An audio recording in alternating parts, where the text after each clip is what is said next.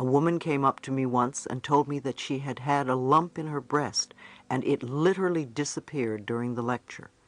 She heard something and she decided to let something go. This is a good example of how powerful we are.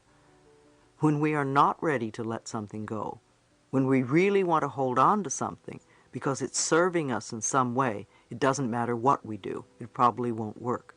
However, when we are ready to let it go, as this woman was, it's amazing how the smallest circumstance can help us release it. If you still have a habit that you haven't released, ask yourself how it serves you.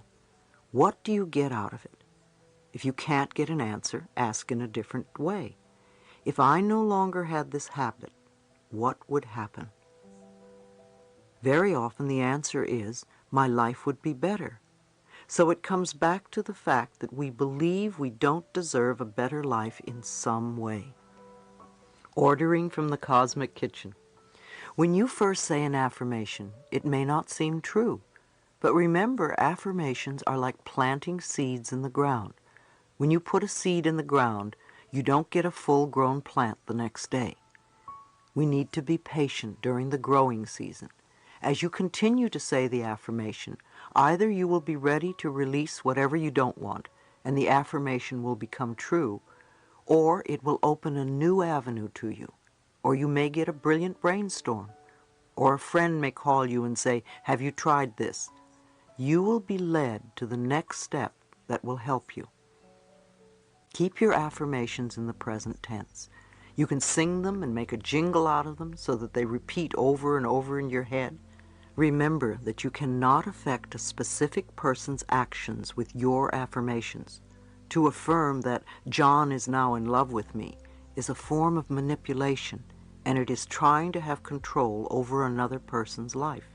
It will usually have a boomerang effect on you. You will become very unhappy when you don't get what you want.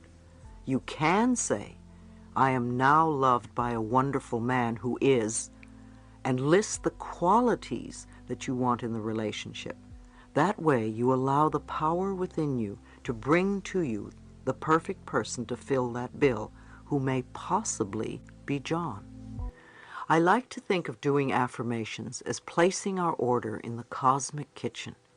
If you go to a restaurant and the waiter or waitress comes and takes your order, you don't follow them into the kitchen to see if the chef got the order or how he's going to prepare the food.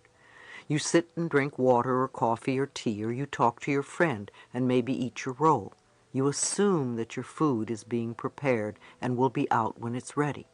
It's the same when we begin to do affirmations. When we put our order into the cosmic kitchen, the great chef, our higher power, is working on it. So you go on with your life and know that it is being taken care of. It's on order. It's happening. Now, if the food comes out and it isn't exactly what you ordered, and if you have self-esteem, you will send it back. If not, you will eat it. You also have a right to do that with the cosmic kitchen. If you don't get exactly what you want, you can say, "No, that's not quite it. This is what I want." Perhaps you weren't clear in your ordering. The idea here, too, is to let go. At the end of my treatments and meditations, I use the words, "and so it is." It's a way of saying, higher power, it's in your hands now. I release it to you. Reprogramming the subconscious mind. The thoughts we think accumulate, and when we are unaware, the old thought resurfaces. When we are reprogramming our minds, it is normal and natural that we go a little forward, we come a little back, and we go a little forward again. It's part of practicing.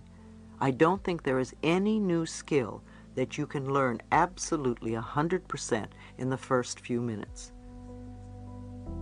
Do you remember when you first learned how to use a computer, how frustrating it was?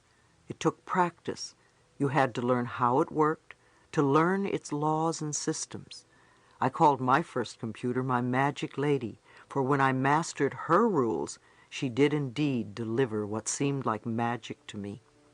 Yet while I was learning, The way she would teach me I was off track or going in the wrong direction was to devour pages of work that I would then have to do all over again. Out of all the mistakes, I learned how to flow with the system. To flow with the system of life, you want to become aware that your subconscious mind is like a computer. Garbage in, garbage out. If you put negative thoughts in, then negative experiences come out. Yes, it takes time and practice to learn the new ways of thinking. Be patient with yourself. When you are learning something new and the old pattern returns, are you going to say, "Oh, I didn't learn anything"? Or are you going to say, "Okay, that's all right, come on, let's do it again the new way"? Don't feel that you're not good enough because something you've worked to clear comes up again.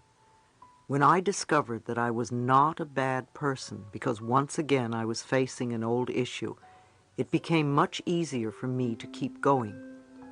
I learned to say to myself, "Louise, you're doing very well. Look how far you have come. You just need more practice, and I love you." I believe that each one of us decides to incarnate upon this planet at particular points in time and space. We have chosen to come here to learn a particular lesson that will advance us on our spiritual evolutionary pathway. One of the ways to allow the process of life to unfold for you in a positive, healthy way is to declare your own personal truths. Choose to move away from the limiting beliefs that have been denying you the benefits you so desire. Declare that your negative thought patterns will be erased from your mind. Let go of your fears and burdens. For a long time now, I have been believing the following ideas, and they have worked for me. Everything I need to know is revealed to me. Everything I need comes to me in the perfect time-space sequence. Life is a joy and filled with love. I am loving and lovable and loved. I am healthy and filled with energy. I prosper wherever I turn. I am willing to change and to grow, and all is well in my world. I have learned that we don't always stay positive 100% of the time, and I include myself in this knowledge. As much as possible, I see life as a wonderful, joyous experience. I believe that I am safe. I have made it a personal law for me. I believe that everything I need to know is revealed to me. I also believe that whatever I need comes to me in the perfect time-space sequence. When something goes wrong in my life, I immediately start to think, all is well, it's okay, I know that this is all right. It's a lesson, it's an experience, and I'll pass through it. There is something here that is for my highest good. All is well. Just breathe, it's okay. And I do the best I can to calm myself so I can think rationally about whatever is going on.